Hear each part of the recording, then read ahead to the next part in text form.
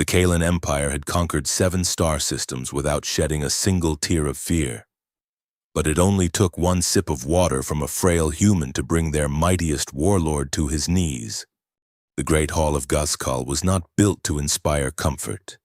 It was a masterpiece of brutalist architecture, carved directly into the obsidian bedrock of the Kalan homeworld. Towering pillars of volcanic glass stretched toward a ceiling lost in shadows, while the banners of 24 subjugated alien species hung limply in the stale, heavy air.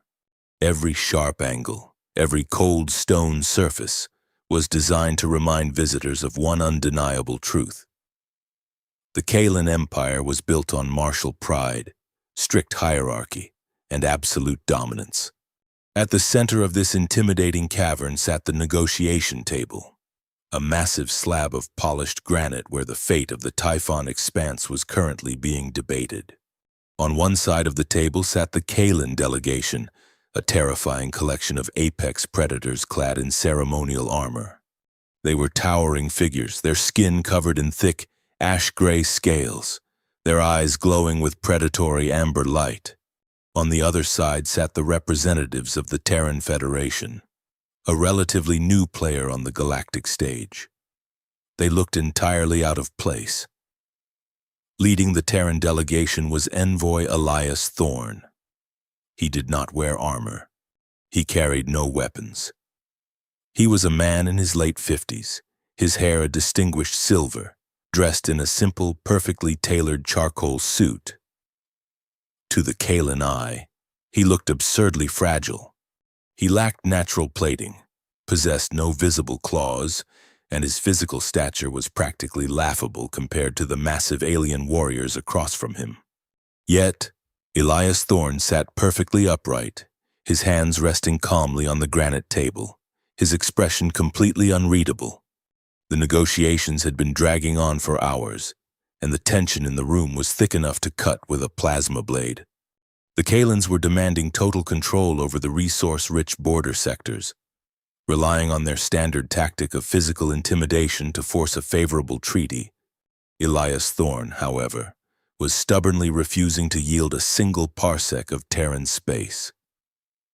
He spoke in a quiet, measured tone, parrying every aggressive demand with polite, airtight diplomatic protocol. Sub-Commander Vrax had finally reached his breaking point.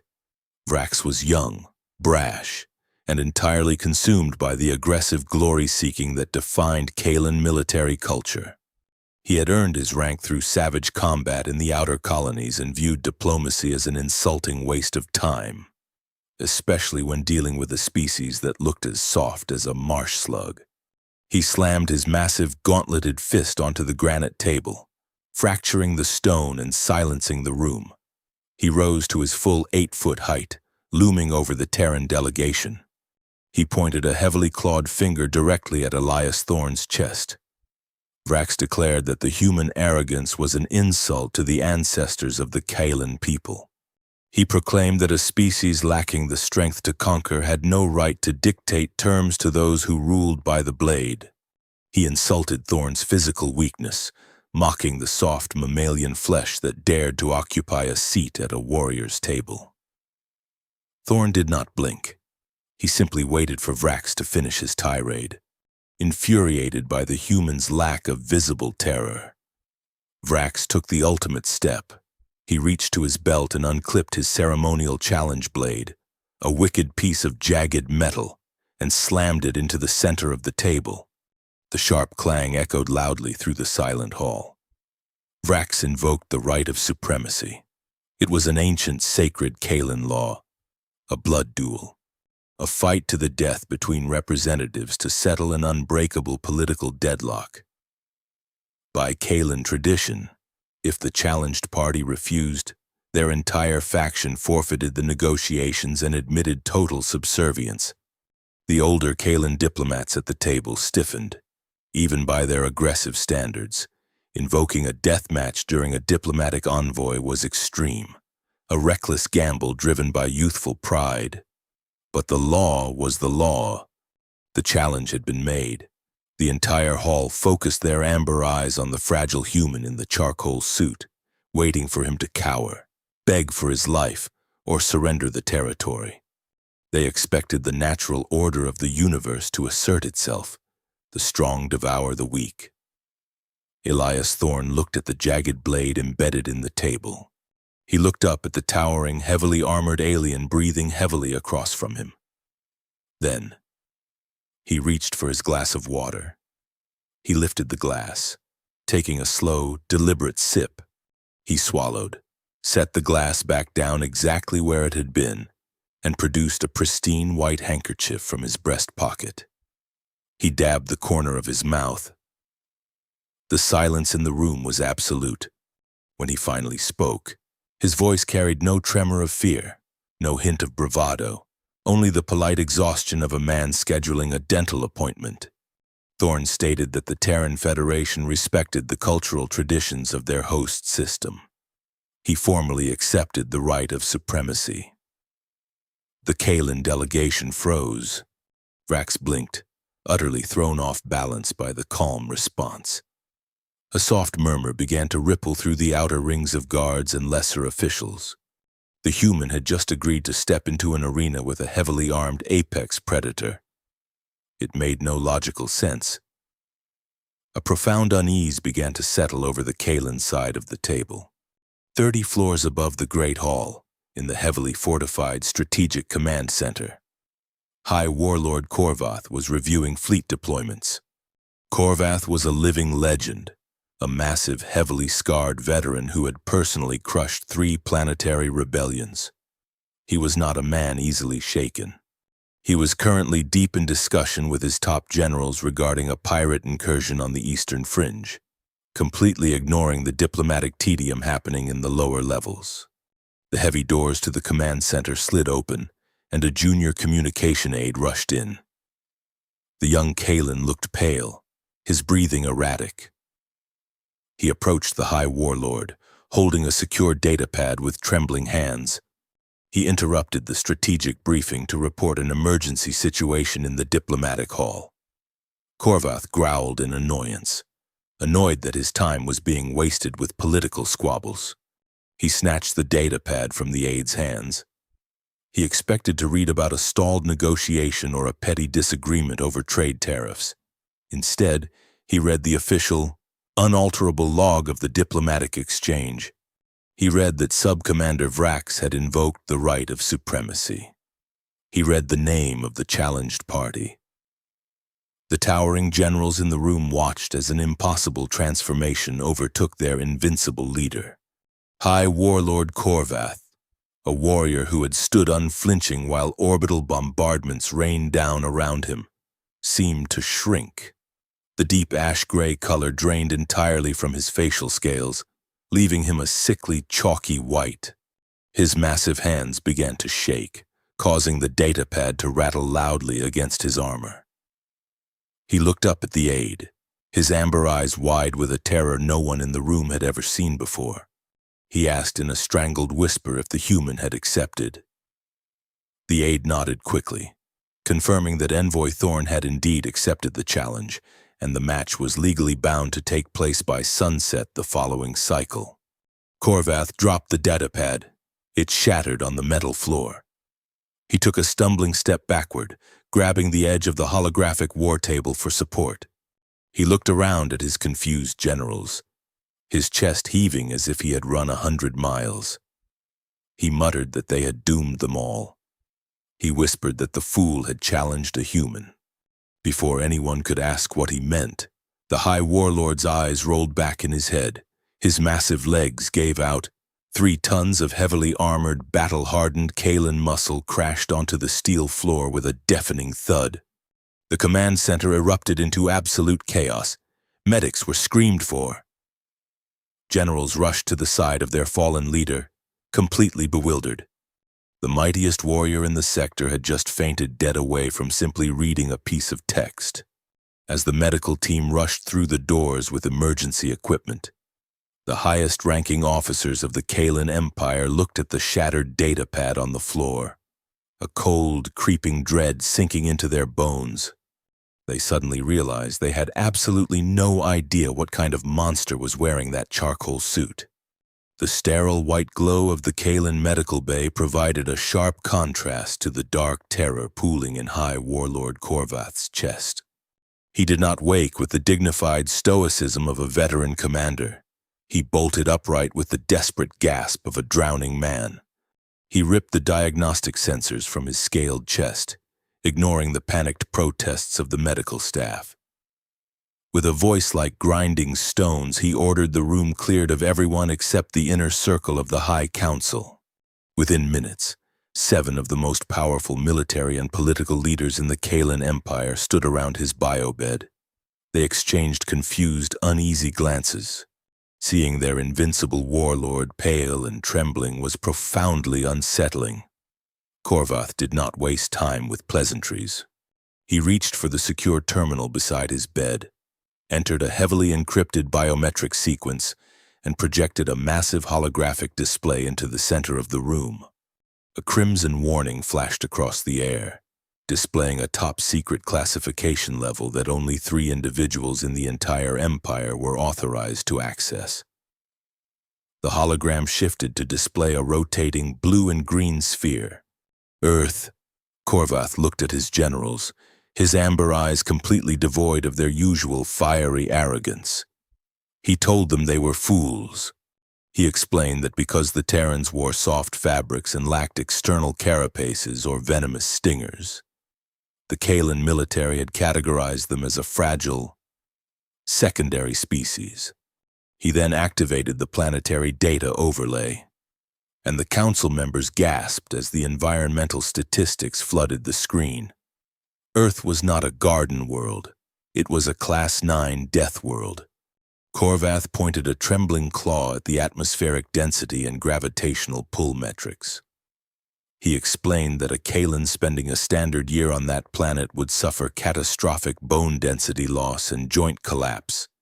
He detailed the violently unpredictable weather patterns, the tectonic instability, and the sheer volume of microscopic pathogens that saturated every cubic meter of the human homeworld. But the environment was not the terrifying part. The terrifying part was the biology that had evolved to conquer it. Korvath pulled up a physiological schematic of a standard human. He explained the concept of biological redundancy. If a Kalen suffered a punctured lung, they asphyxiated. If a human suffered a punctured lung, their secondary lung simply worked harder. They had paired organs for filtration, a liver capable of regenerating from a fraction of its mass, and a skeletal structure that healed back stronger and denser after being fractured. The generals stared in horrified silence as Korvath detailed the human method of hunting before they achieved advanced technology. They were pursuit predators. They did not outrun their prey. They simply jogged after it for days, utilizing a bizarre biological mechanism of secreting water through their skin to regulate body temperature. They chased faster, stronger creatures until those creatures literally collapsed from thermal exhaustion. Furthermore, Korvath warned, the Terrans possessed a combat narcotic built directly into their endocrine systems. When subjected to extreme trauma, their brains flooded their bodies with a chemical called adrenaline, temporarily shutting down pain receptors and overriding the natural limits of their muscle fibers. Then came the technology. Korvath brought up a classified surveillance file from a skirmish at the Proxima border, an incident the Terrans had buried deep in their black archives to prevent a galactic arms race. The file showed human infantry taking direct kinetic strikes that should have vaporized their torsos. Instead, the soldiers merely stumbled and returned fire. Korvath explained that elite Terrans utilized subdermal microwave lattices. This technology absorbed and dispersed kinetic energy as harmless thermal radiation. Hitting a hardened human with a standard physical weapon was like trying to crack a mountain with a wooden stick. The records of the Proxima incident alone suggested that humanity possessed a violent threshold the Kalen could barely comprehend. While the High Council stared at the glowing blue planet in absolute dread, the subject of their terror was having a rather pleasant afternoon. Envoy Elias Thorne strolled through the grand corridors of the Kalen archives of antiquity. The architecture here was vastly different from the brutalist war halls. Towering shelves of etched glass data plates reached toward vaulted ceilings, catching the soft ambient light in a dazzling display of prismatic colors. He was not alone. Walking beside him was High Scholar Lyra. She was a striking figure, even by Kaelan standards. Her scales were a deep, iridescent indigo, and she moved with a fluid grace that contrasted sharply with the heavy, stomping gait of the military caste. She wore the elegant, sweeping silver robes of the academic elite, and her sharp amber eyes were framed by sleek, silver ocular implants that allowed her to interface directly with the archive's vast databanks. A quiet, compelling dynamic had been brewing between them since the diplomatic summit began. Lyra found herself intensely fascinated by the Terran.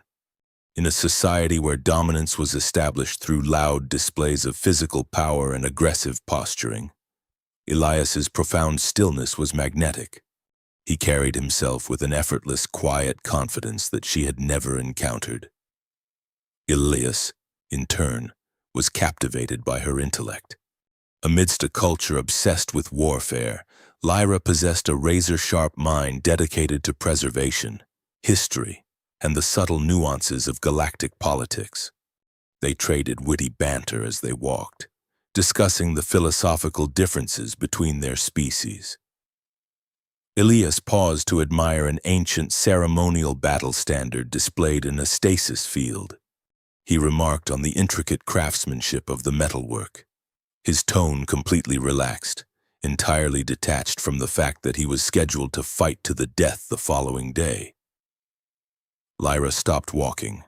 She turned to face him, her expression hardening with genuine concern. She told him that his current demeanor was either a sign of profound ignorance or dangerous arrogance. She explained exactly who Sub-Commander Vrax was. Vrax was not a ceremonial guard. He was a frontline shock trooper who had personally slaughtered hundreds of combatants in the Outer Rim uprisings. She described his mastery of the dual-wielded plasma blades, weapons designed to cauterize wounds instantly to prolong the agony of the victim.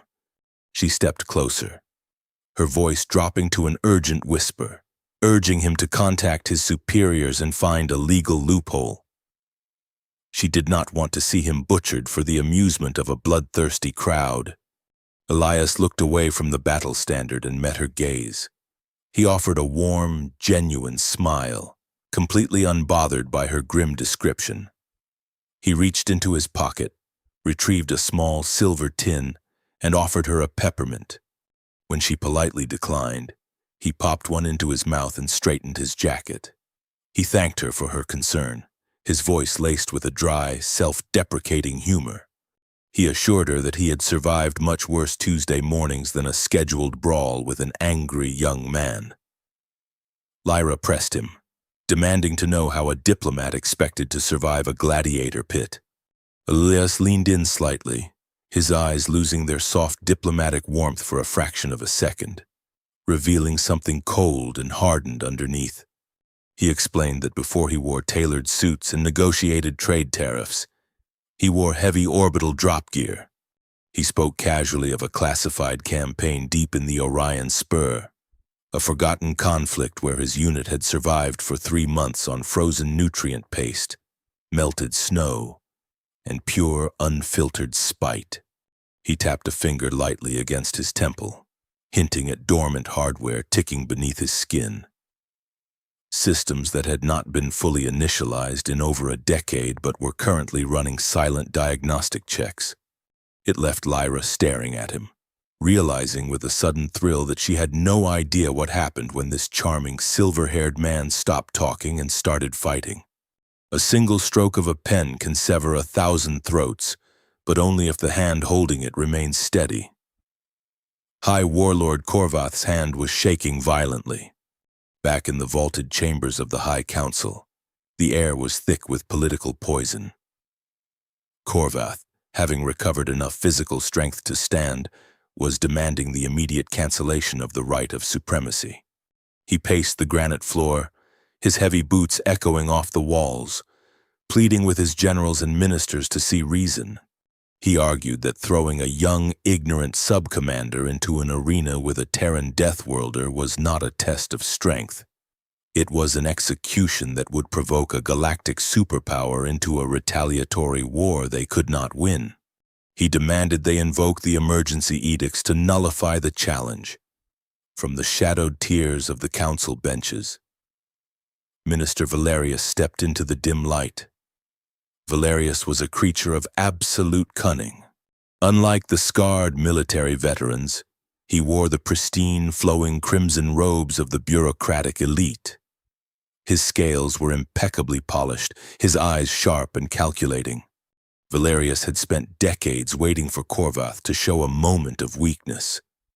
And the High Warlord's sudden, terrified panic over a single human diplomat was the perfect opportunity. With a voice as smooth as oiled silk, Valerius addressed the chamber. He did not yell. He simply let his words drip with condescension.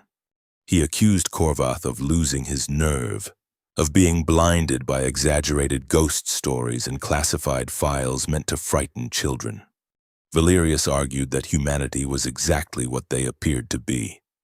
Soft, fleshy mammals who hid behind thick armor plating on their ships because they lacked the physical courage to fight blade to blade.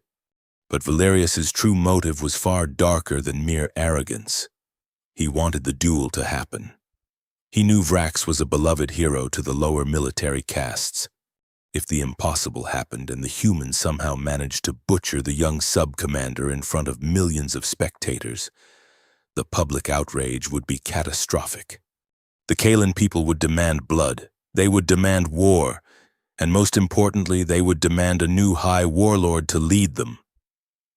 Valerius was perfectly willing to sacrifice Vrax to secure the throne for himself.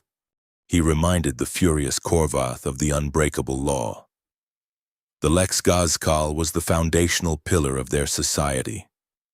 A formally accepted right of supremacy could not be undone by an emergency edict.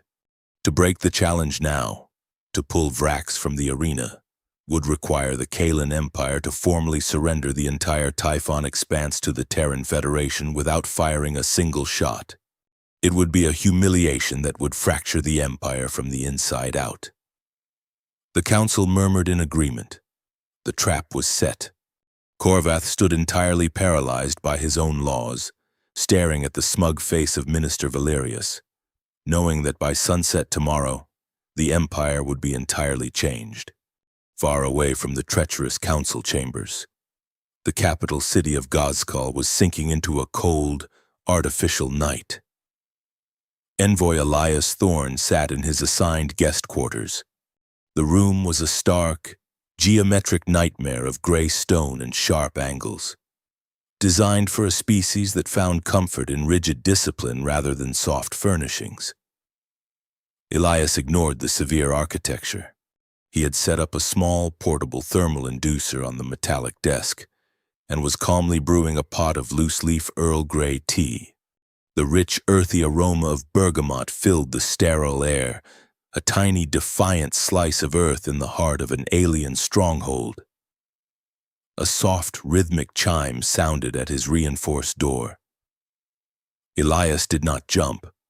He carefully poured the amber liquid into a ceramic cup, set the kettle down, and verbally unlocked the door. High Scholar Lyra slipped into the room, instantly tapping a device on her wrist. The shimmering optical camouflage weave that had hidden her from the corridor's security cameras rippled and dissolved, revealing her elegant silver robes. She looked tense, her amber eyes darting around the room as if expecting an ambush. Elias offered her a warm, reassuring smile and gestured to the empty chair opposite him. He poured a second cup of tea and pushed it across the metallic desk. He noted that she looked entirely too stressed for such a late hour. Offering her the beverage as a remedy for frayed nerves, Lyra stared at the steaming cup, completely baffled by the concept of steeping dried leaves in hot water. In her culture, a beverage either burned the throat to prove one's vitality or it was strictly for hydration. She took a hesitant sip. Her eyes widened slightly in surprise at the complex, soothing flavor, but she quickly set the cup down. She had not risked execution for a culinary exchange. She reached into the deep folds of her robes and produced a glowing, hexagonal data shard.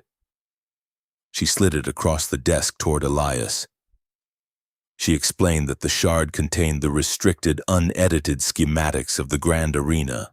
It detailed every hidden plasma vent, every shifting floor plate, and the precise timing of the kinetic barriers that the arena masters used to disorient combatants.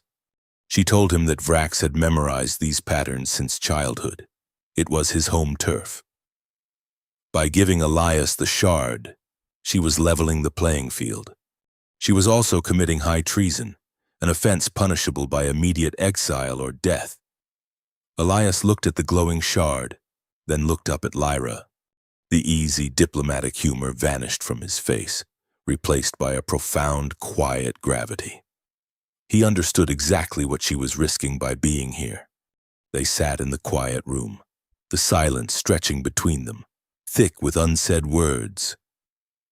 Lyra spoke first, her voice a fragile whisper. She confessed that she despised the brutal nature of her people. She was a scholar who spent her life preserving the beauty of ancient art and literature, only to watch her leaders continually plunge their society into endless, bloody conquests.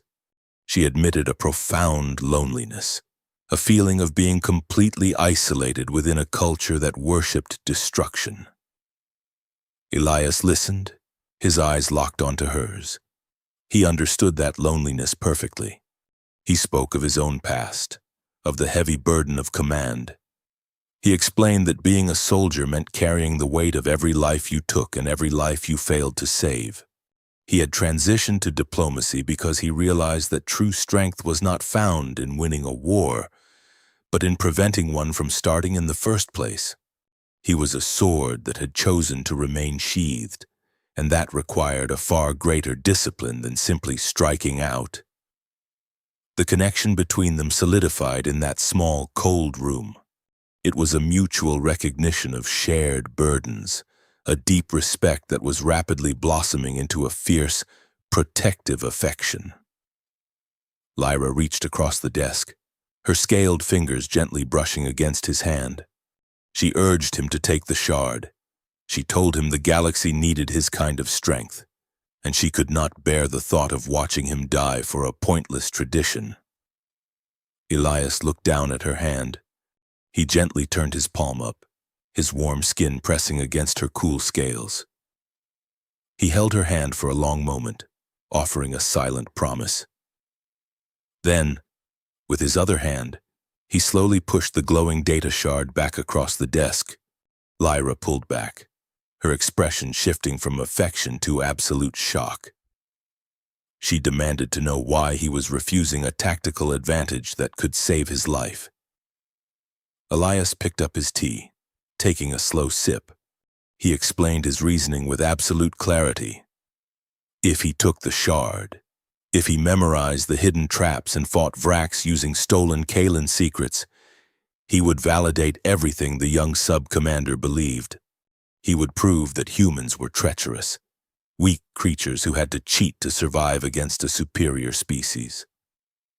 He set his cup down, his silver hair catching the dim light. He told Lyra that he did not just need to survive tomorrow. He needed to teach the entire Kaelan Empire a lesson about the reality of power. To do that, he had to walk into their arena blind, step onto their shifting floors, and dismantle their greatest young warrior on a perfectly level playing field, using nothing but his own two hands. Lyra stared at the human diplomat. She saw no arrogance in his eyes, only an unshakable, terrifying resolve. She realized then that Elias Thorne was not a lamb walking into a slaughterhouse. He was a storm waiting to break. A warrior prepares for death with steel and fire, but a veteran prepares for a Tuesday with a stiff cup of coffee. The sun had not yet breached the jagged obsidian horizon of Gazkal, but the capital city was already screaming for blood. Every broadcast network in the Kalan Empire was focused on a single, heavily reinforced training cell beneath the grand arena. Inside, Sub-Commander Vrax was putting on a terrifying show for the floating camera drones. He was a blur of ash-gray scales and searing violet light. He wielded twin plasma blades, weapons that hummed with enough thermal energy to melt a starship bulkhead. Vrax moved with blinding speed, carving through solid titanium training dummies as if they were made of warm butter.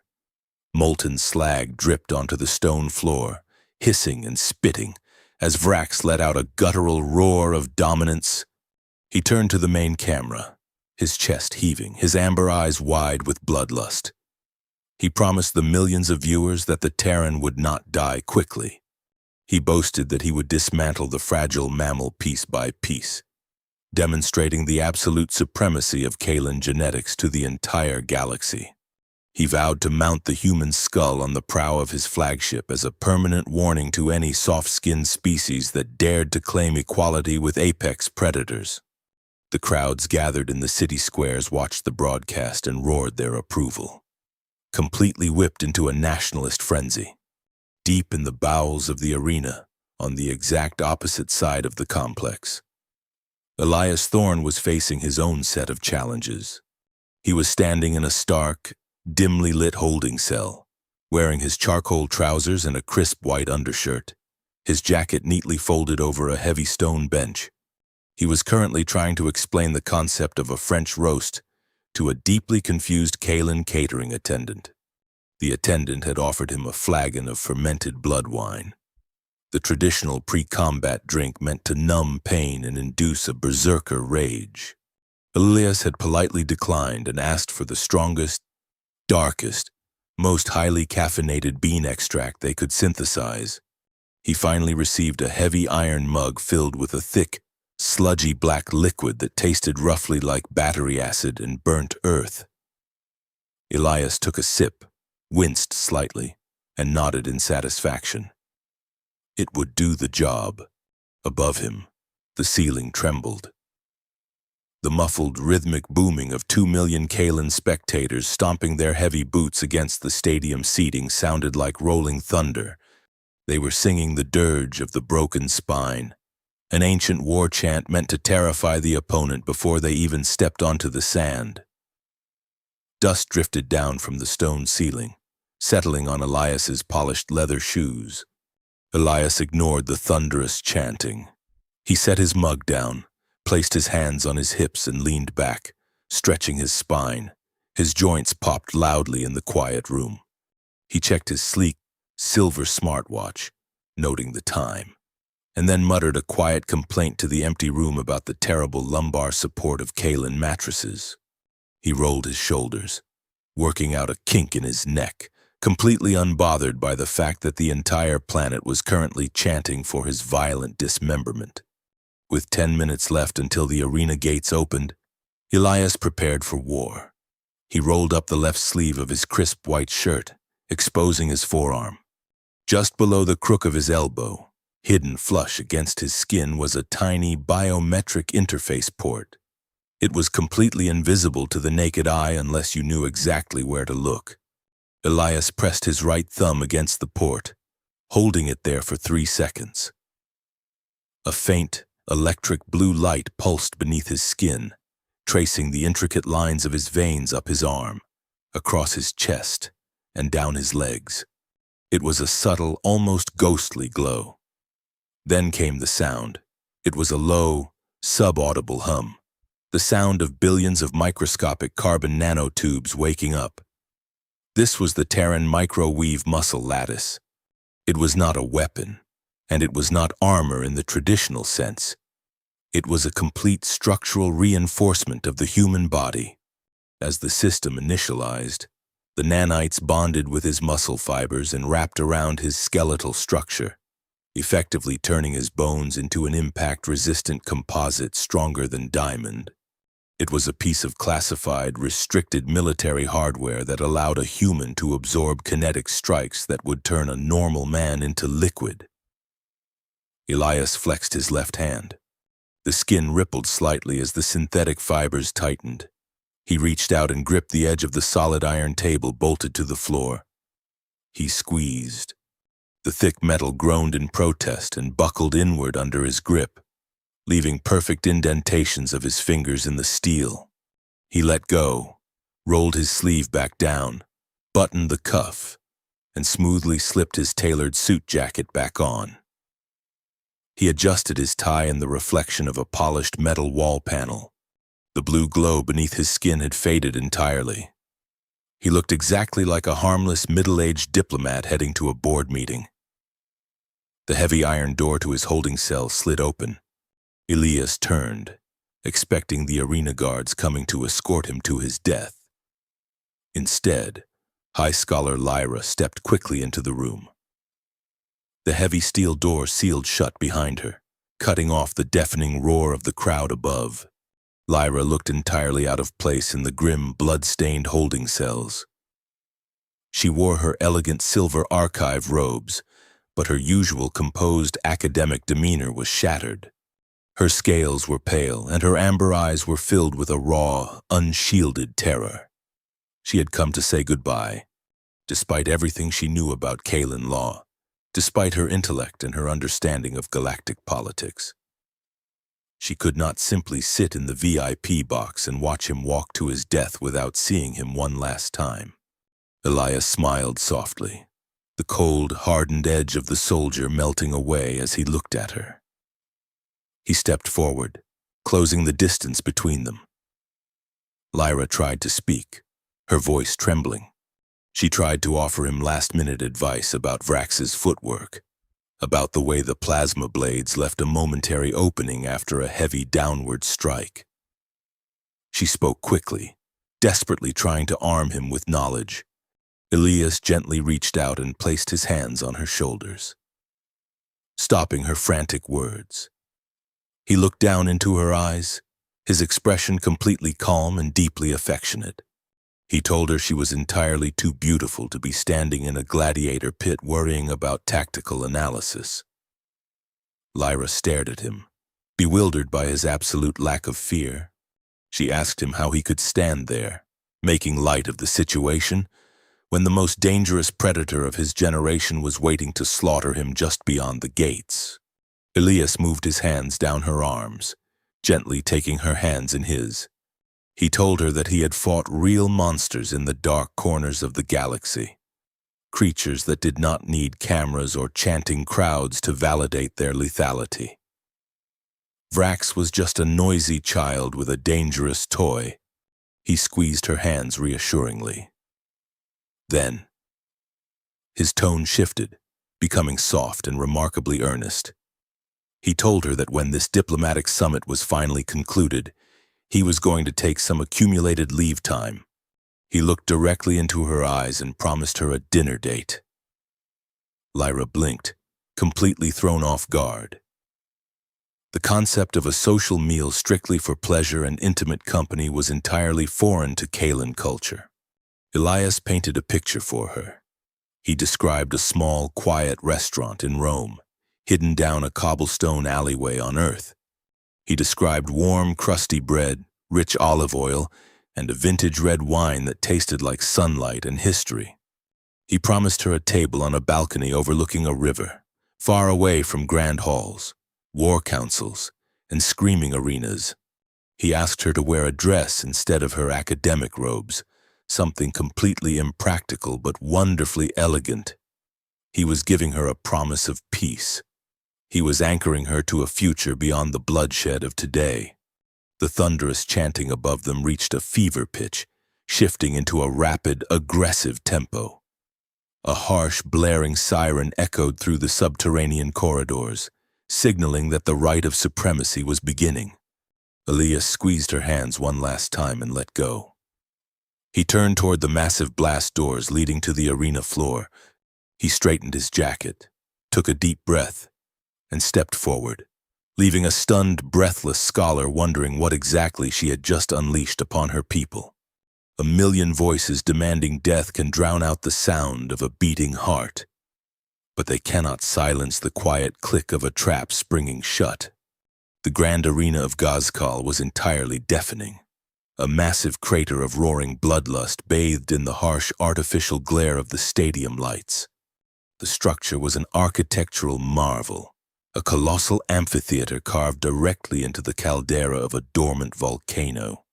Millions of Kalan citizens packed the tiered stone seating, their ash-gray scales painting the stadium in a sea of monochrome aggression. They stamped their heavy boots in unison, creating a rhythmic earthquake that shook the foundation of the capital. High above the sand, in the heavily shielded VIP promenade, High Warlord Korvath stood gripping the titanium railing so tightly his claws were sparking against the metal. He was pale, sweating, and entirely consumed by a terror the roaring masses could not understand. Next to him, High Scholar Lyra sat rigidly in her seat, her silver ocular implants recording every agonizing second, her heart hammering violently against her ribs. She had tried to prepare the human, tried to give him the advantage, yet he had refused it all, a few seats away from her. Minister Valerius watched the sands with a serene, smug satisfaction, completely oblivious to the planetary data files, already drafting his inaugural speech in his head. The massive iron gates at the eastern end of the arena ground open. The crowd erupted into a frenzied scream as Sub-Commander Vrax stepped onto the black, obsidian sand. He was a terrifying vision of martial perfection. He wore no heavy armor, relying entirely on his natural plating and his terrifying agility. With a sharp flick of his wrists, his twin plasma blades ignited, casting a brilliant, searing violet light across the dark arena floor. He raised the blades high, acknowledging the adulation of his people, ready to secure his place in galactic history. At the western end, a much smaller, entirely unadorned doorway slid open. Envoy Elias Thorne walked out. The reaction was immediate. The deafening roar of the crowd morphed into a cacophony of mocking laughter and insulted jeers. The Terran looked utterly absurd. He was not carrying a weapon. He was not wearing armor. He was simply a silver-haired man walking across the deadly obsidian sand in a tailored charcoal suit and polished leather shoes, looking as though he had taken a wrong turn on his way to a tedious administrative hearing. Vrax sneered, dropping into a predatory crouch, his violet blades humming with lethal intent. He shouted across the sand, mocking Elias for failing to bring a blade to his own execution, promising to make the human beg for a swift end. Elias did not respond. He simply stopped in the center of the arena, planted his feet shoulder-width apart, and casually folded his hands behind his back. A deep, resonant gong echoed through the stadium, signaling the official start of the rite of supremacy. Vrax did not hesitate. He exploded forward, crossing the distance between them in a fraction of a second. He was a blur of gray muscle and violet fire, launching a devastating, sweeping strike aimed directly at the human's neck. It was a killing blow, designed to sever the head and end the match before the crowd could even blink. Elias simply stepped to the left. It was not a desperate dive or a panicked scramble. It was a precise, calculated pivot of exactly 6 inches. The blazing plasma blade carved through the empty air where Elias's throat had been a millisecond before. Vrax, carried entirely by his own violent momentum, stumbled forward slightly. The crowd gasped, surprised by the human's agility, but quickly attributed it to sheer luck. Vrax recovered instantly, spinning into a rapid, relentless flurry of strikes. He unleashed a cyclone of lethal plasma, hacking, slashing, and thrusting with absolute precision. Elias did not attack. He flowed. He moved with a terrifying, fluid grace, evading the blazing weapons by fractions of an inch. To Lyra, analyzing the combat data through her ocular implants, it was a revelation. Elias was not reacting to the strikes, he was anticipating them. He was reading the micro-shifts in Vrax's musculature, predicting the trajectory of the blades before the young warrior even swung. He bobbed under a horizontal sweep, swayed backward away from a vertical chop, and sidestepped a brutal lunging thrust. He was not fighting. He was dancing between raindrops in a hurricane. His breathing remained perfectly even. He was simply letting the young Kalen exhaust his own furious energy against thin air. Frustration began to crack Vrax's discipline. He roared, abandoning his formal dual forms for brute, savage aggression. He leaped high into the air, bringing both violet blades down in a crushing overhead strike designed to cleave the human in half, ignoring the openings in his own defense. Elias did not dodge. He raised his left arm directly into the path of the falling blade. The millions of spectators screamed in unison, anticipating the gruesome spectacle of a severed limb hitting the sand. The plasma blade struck Elias's forearm with the force of a falling anvil. There was no blood. There was no severed limb.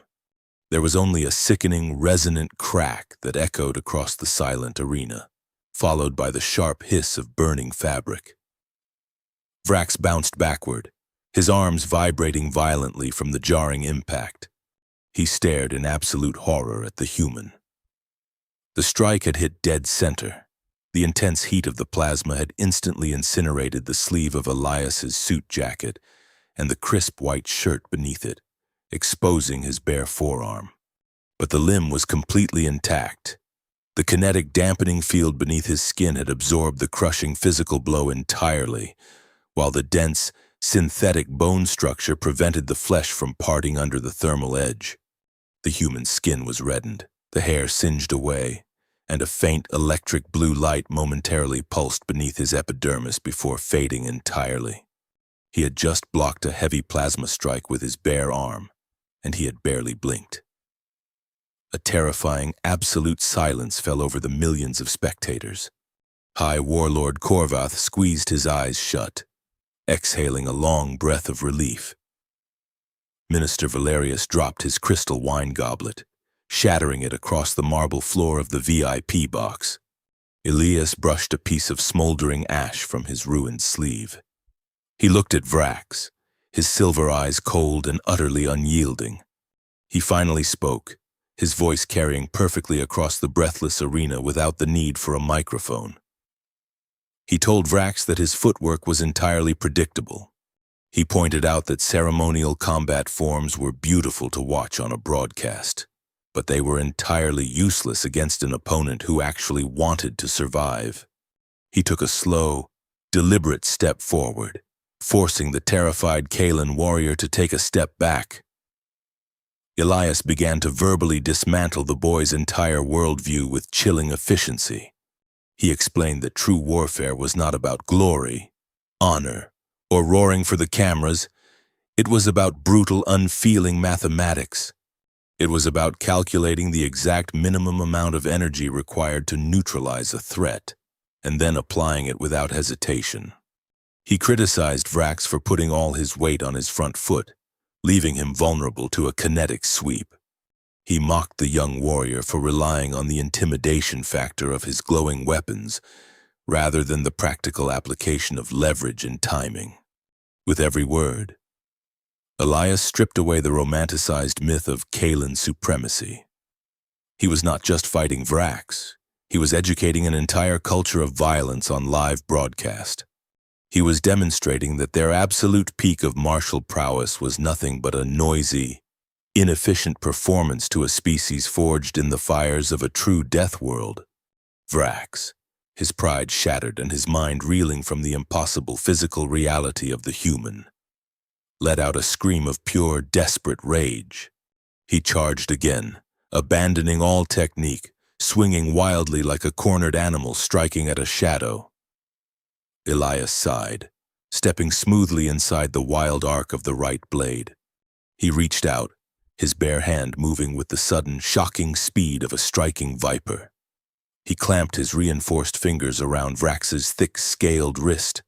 The young Kalen let out a sharp cry of agony as the human's grip crushed his hardened scales like dry leaves.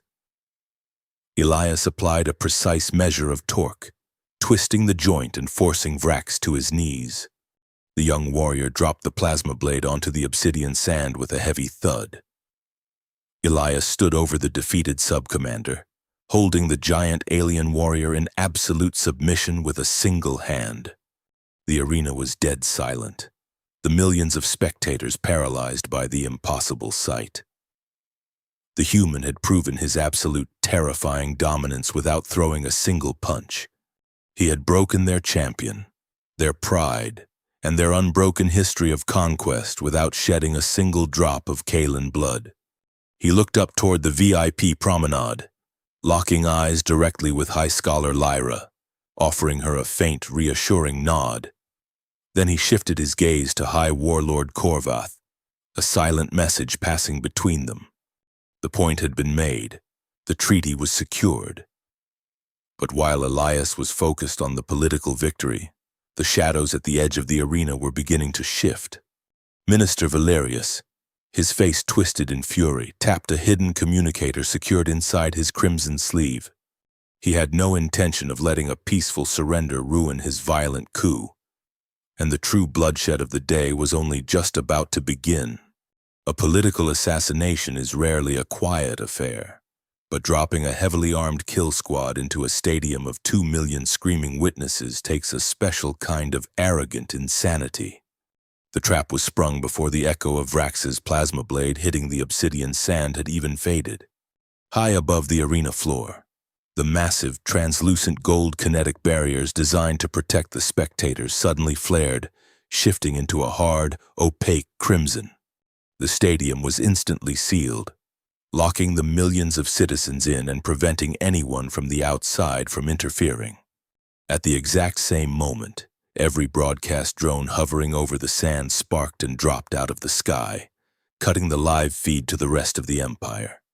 The roaring crowd fell into a confused, nervous murmur as the harsh stadium lights abruptly cut out, plunging the fighting pit into deep, shadowy twilight. Then came the mechanical whine of descending repulsor packs. 50 feet above the sand, 12 distortions in the light suddenly snapped into sharp focus. The cloaking fields of a dozen elite mercenaries dissolved as they fast-roped down from the maintenance gantries.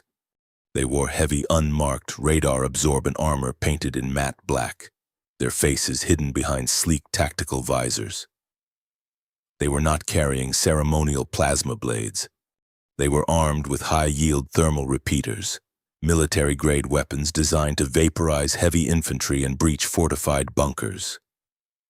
Minister Valerius had timed his coup perfectly.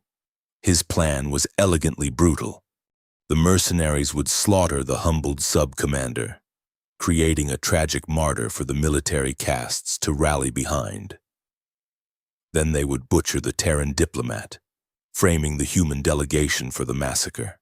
It was a flawless recipe for a full-scale galactic war, a war that would require a new, aggressive leader to replace the supposedly weak High Warlord Korvath. Down on the sand, Vrax was still kneeling, clutching his crushed wrist, blinking in absolute confusion at the heavily armed figures dropping from the sky. He was a gladiator, a duelist accustomed to formal challenges and honorable combat. He had never faced a synchronized, dishonorable execution squad. Elias Thorne had. The quiet, polite diplomat vanished entirely, replaced by a ghost from the Orion Spur.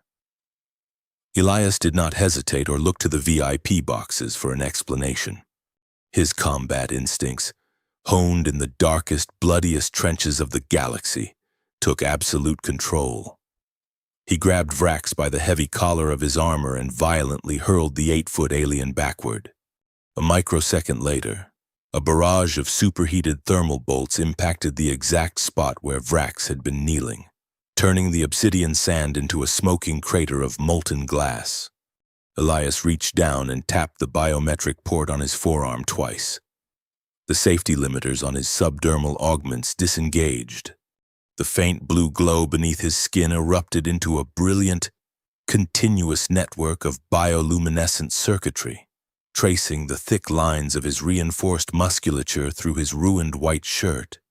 Deep within his endocrine system, a synthetic gland dumped a massive, highly concentrated dose of combat stimulants directly into his bloodstream. For Elias, The world instantly slowed down to a crawl. The panicked screams of the crowd became a low, drawn-out drone. The falling thermal bolts looked like lazy, glowing insects drifting through the heavy air.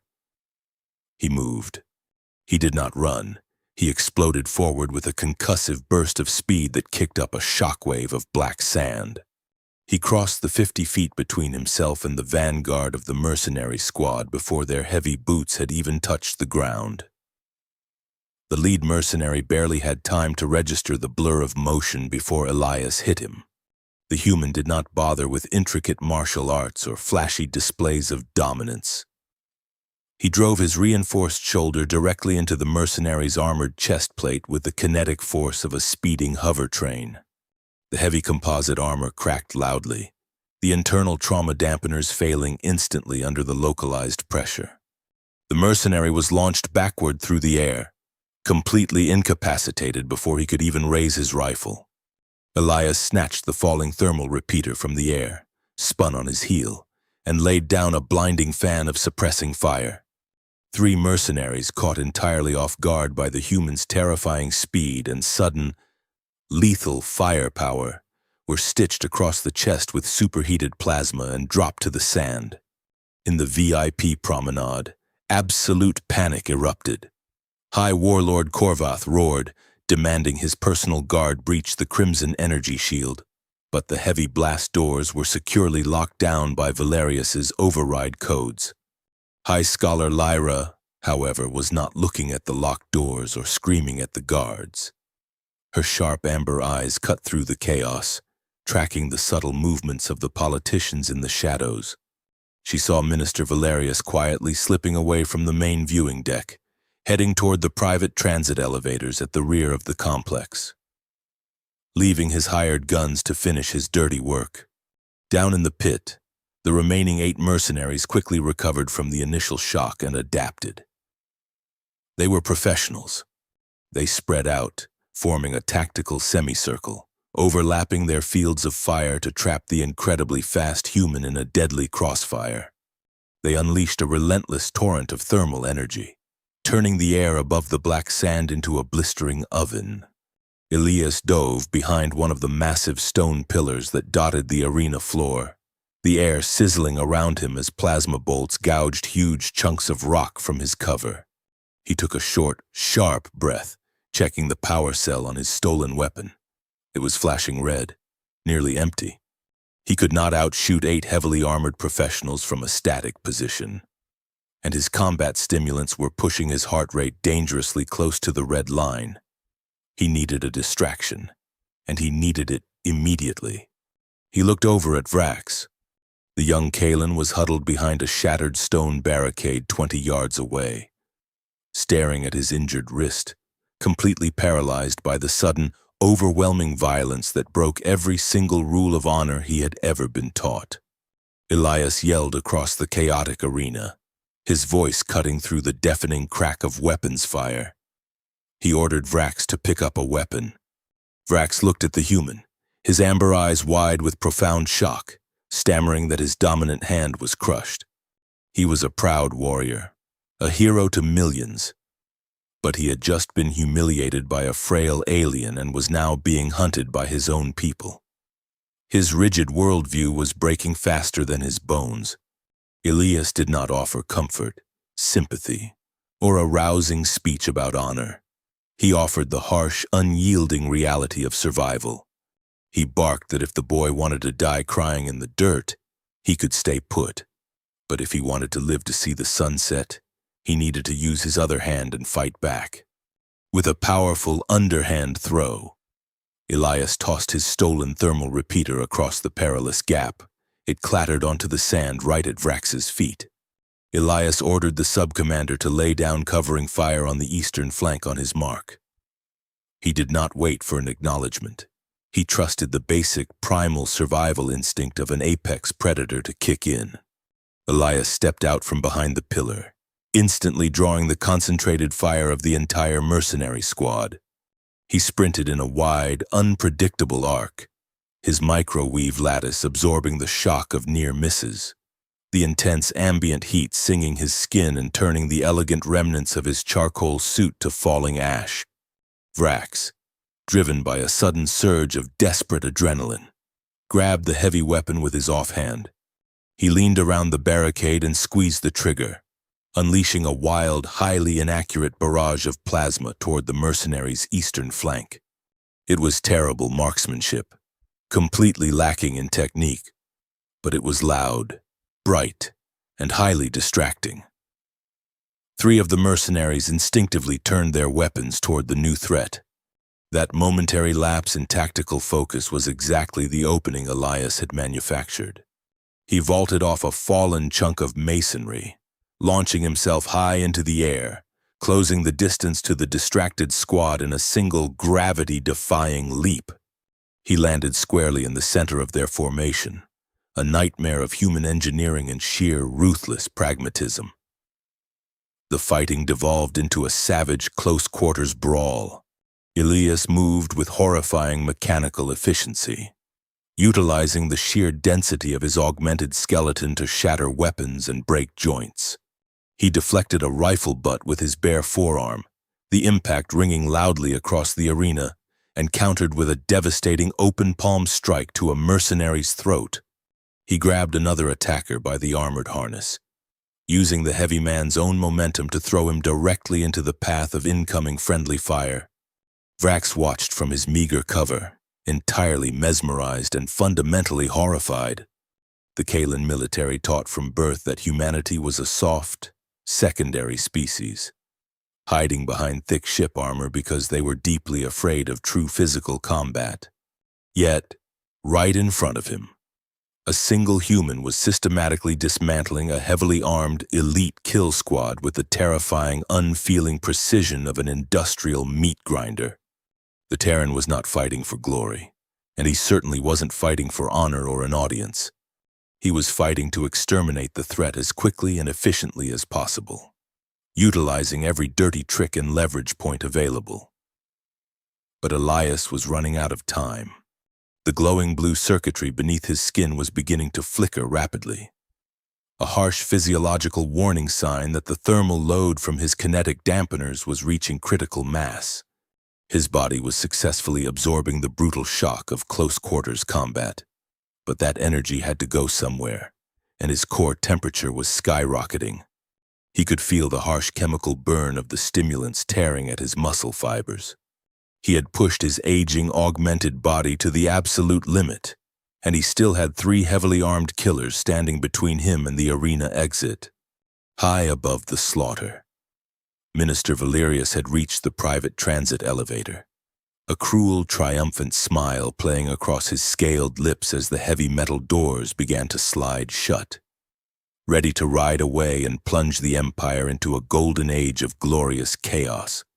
A falling empire does not announce its collapse with a grand explosion, but with the quiet hum of a closing elevator door. The heavy titanium doors of the private transit lift were inches from sealing Minister Valerius away from the slaughter he had orchestrated. He adjusted his pristine crimson robes, a triumphant smirk plastering his scaled face. His victory was assured. Then, a slender, silver-robed arm shot entirely through the narrow gap. The automated safety sensors engaged, forcing the heavy doors to grind painfully back open. High Scholar Lyra stepped into the confined space. Valerius laughed, a sharp, dismissive sound. He mocked her, asking if the librarian had come to read him a treaty while their civilization burned. Lyra did not waste breath on a retort. Her silver ocular implants flared with a blinding white light as she wirelessly interfaced with the elevator's localized mainframe. The control panel sparked, completely locking the carriage in place between floors. Valerius's smirk vanished.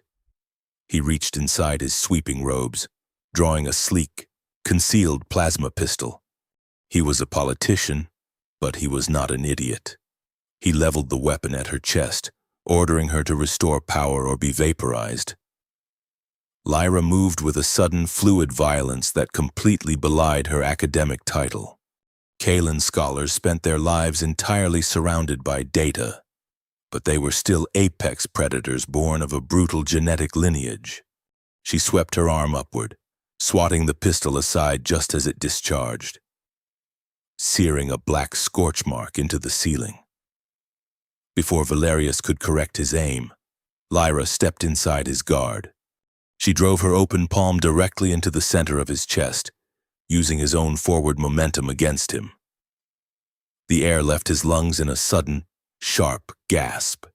She grabbed him by the ornate collar of his robes and slammed him violently against the reinforced steel wall of the elevator. She pinned him there, her amber eyes burning with a fierce, protective fury. She leaned in close, her voice a deadly whisper. She informed the gasping politician that her duty was to preserve the history of the Kalan people, and she absolutely refused to let a cowardly traitor write the final chapter. Down on the scorched obsidian sand, Elias Thorne was rapidly running out of borrowed time. His augmented cardiovascular system was redlining, pumping synthetic adrenaline and coolant through veins that felt entirely like liquid fire. The bioluminescent blue circuitry beneath his skin was flashing a frantic, erratic warning rhythm. 3 mercenaries remained, heavily armed and entirely desperate. They realized they were not fighting a fragile diplomat. They were trapped in a cage with a ghost of the Terran military machine. They abandoned their overlapping fire strategy and fell back on raw, overwhelming destruction. They triggered the secondary firing modes on their rifles, launching a barrage of wide-angle thermal grenades designed to melt the entire quadrant of the arena. Elias did not retreat. He utilized the absolute chaos of the environment to his advantage. He lunged toward a shattered section of a stone pillar, driving his boots into the heavy debris and launching a massive slab of solid rock directly into the air. The incoming thermal grenades impacted the airborne boulder, detonating prematurely in a blinding, concussive flash of heat and expanding plasma.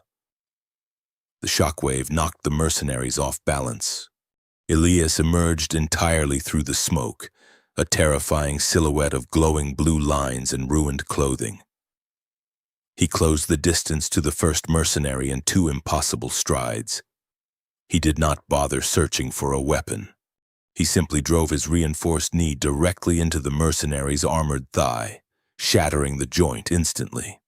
As the man collapsed, Elias grabbed the barrel of his falling rifle and used it as a blunt fulcrum, swinging the heavy stock into the helmet of the second attacker. The impact cracked the tactical visor down the middle, rendering the soldier unconscious before he hit the ground. The final mercenary was a seasoned veteran. He recognized that close-quarters combat with the Terran was a guaranteed death sentence. He immediately activated his repulsor pack, boosting backward to create distance, and discarded his overheated thermal repeater. He reached over his shoulder and unslung a devastating piece of hardware. It was a kinetic mass driver. This was an anti-material weapon, a heavy shoulder-mounted cannon designed to punch localized holes through the armored hulls of light transport vehicles. The mercenary did not aim at Elias. He realized the human was entirely too fast to track. Instead, he swung the massive barrel toward the edge of the arena, locking his targeting laser directly onto the chest of Sub-Commander Vrax. Vrax was kneeling in the sand, completely exposed, his plasma blade useless, staring down the barrel of a weapon that would turn his torso into a fine red mist. The mercenary squeezed the firing stud. The magnetic coils of the mass driver whined, launching a dense slug of depleted uranium at hypersonic velocity. Elias Thorne had a fraction of a second to make a choice. He could not cross the distance to disarm the shooter, and he could not pull the massive alien out of the projectile's path. So, he put himself inside the trajectory. He threw his body violently to the right, stepping directly in front of the kneeling sub-commander. The depleted uranium slug struck Elias squarely in the right shoulder. The impact was entirely catastrophic. The kinetic energy was immense, a localized force that would have severed the limb of a standard Kalan warrior. Elias was thrown violently backward, his boots carving deep trenches into the obsidian sand as his body struggled to absorb the horrific momentum. The impact cratered his ruined suit jacket, shredding the fabric and the synthetic fibers beneath. Smoke poured from the wound. Vrax let out a strangled cry of horror, fully expecting the human diplomat to be dead, his chest entirely caved in by the sheer force of the blow. Elias slowly dug the heels of his polished leather shoes into the sand, halting his backward slide. He dropped his chin, looking at his right shoulder. The skin was heavily bruised, a sickening shade of purple and black, and the microwave lattice beneath was exposed, sparking faintly. But the arm was still attached. The bone was unbroken. He took a slow, agonizing breath, his silver eyes locking entirely onto the terrified mercenary. The human reached up with his left hand, plucked the deformed, flattened mass of depleted uranium from the torn fibers of his shirt, and casually tossed it onto the sand. He rolled his injured shoulder, a loud, sickening pop echoing across the silent arena. He took one step forward. The final mercenary broke. He dropped the massive cannon, fell to his knees, and raised his hands in absolute surrender, his mind completely shattered by the sight of a man catching an anti-tank round with his collarbone. Elias did not strike him. He simply walked past the weeping soldier, his heavy boots crunching softly against the glassed sand. He stopped in front of the heavy mass-driver cannon lying on the ground. With a grunt of exertion, he brought his heavy boot down on the center of the magnetic rail, snapping the military-grade weapon neatly in half. The arena was perfectly, terrifyingly silent. High above, Lyra forced Minister Valerius's hand against the biometric scanner of the control panel, overriding the security lockout. The massive crimson energy barrier surrounding the fighting pit flickered, lost its hue, and dissolved entirely into thin air. 2 million Kalan citizens sat completely motionless in the stands. They had come to watch their greatest champion slaughter a soft, weak mammal. Instead, they were staring down at the bruised, smoking, and utterly unbroken frame of a Terran diplomat who had just walked through fire to save the life of the very man sent to kill him. Vrax stared up at Elias, his pride entirely evaporated, replaced by a profound, life-altering awe. The young warrior and the millions watching were forced to wonder how their rigid, warmongering empire could possibly survive if humanity ever decided to stop being polite. What kind of vengeance would a species like this unleash if provoked?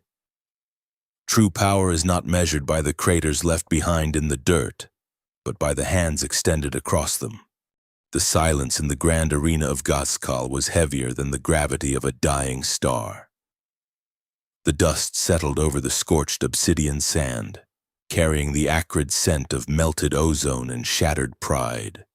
High Warlord Korvath finally breached the VIP promenade doors with a heavily armed squad of royal guards, expecting to find a political massacre and a fractured government. Instead, he found the work entirely finished. High Scholar Lyra stood over the bruised and thoroughly subdued form of Minister Valerius. The scheming politician was securely bound with his own ornate crimson sash, his grandiose plans of a galactic coup reduced to desperate, pathetic bargaining. Lyra simply adjusted her silver ocular implants, refusing to listen to his treasonous excuses.